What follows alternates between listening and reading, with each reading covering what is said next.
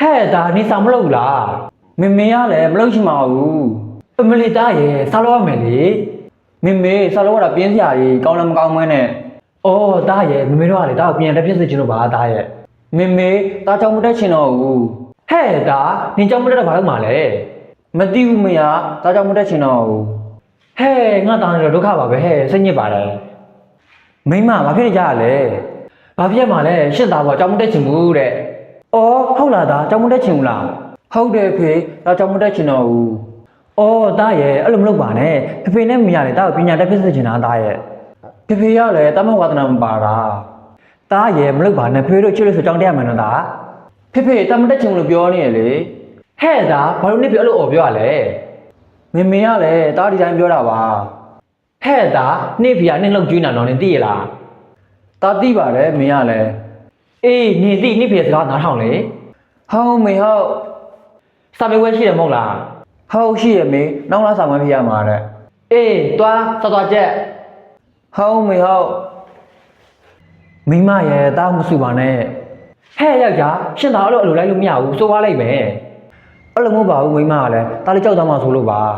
အေးရှင်းအဲ့လိုလုပ်မှလေရှင်းသားပူဆိုးမှသိလားအေးပါကွာကိုမပြောတော့ပါဘူးမိမသဘောပါပဲနော်တားရဲ့တားဗျာဖေဖေတားပြစားရှိလို့လားအေးဟုတ်တယ်တားမင်းဆောင်မှုမှလည်းအမပြရလို့ရှိရင်လေဖေမင်းဖုံးဝင်မယ်နော်ဖေတကယ်ပြောရလား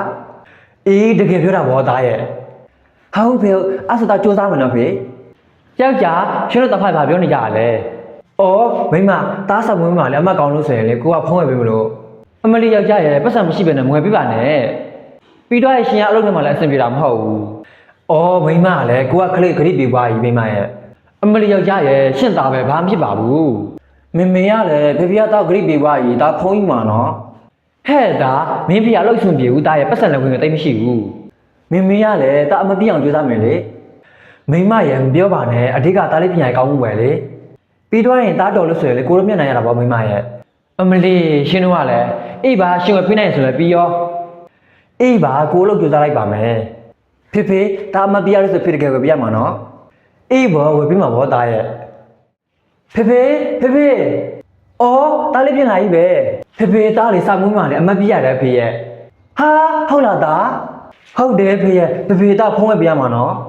အေးပါဝယ်ပြရမှာဘောသားရဲ့ဟဲ့ယောက်ျားဘာဖြစ်တာလဲအော်ဘာဖြစ်မှာလဲမင်းသားလေးစာမွေးမှအမပြရတယ်မိမရဲ့ဟဲဟုတ်လားသားဟုတ်တယ်မေရဲ့သားလေးအမပြရတယ်မေအမလီသားရဲ့တော်လိုက်တာဒါဖုံးသေးရတော့မယ်နော်ဟုတ်တယ်မေဒါဖုံးရတော့မယ်ကဲပါအဲ့ဒါဆိုဖေတို့ဖုံးတော့ဝယ်ကြမှာနော်ဟုတ်ပြီဟုတ်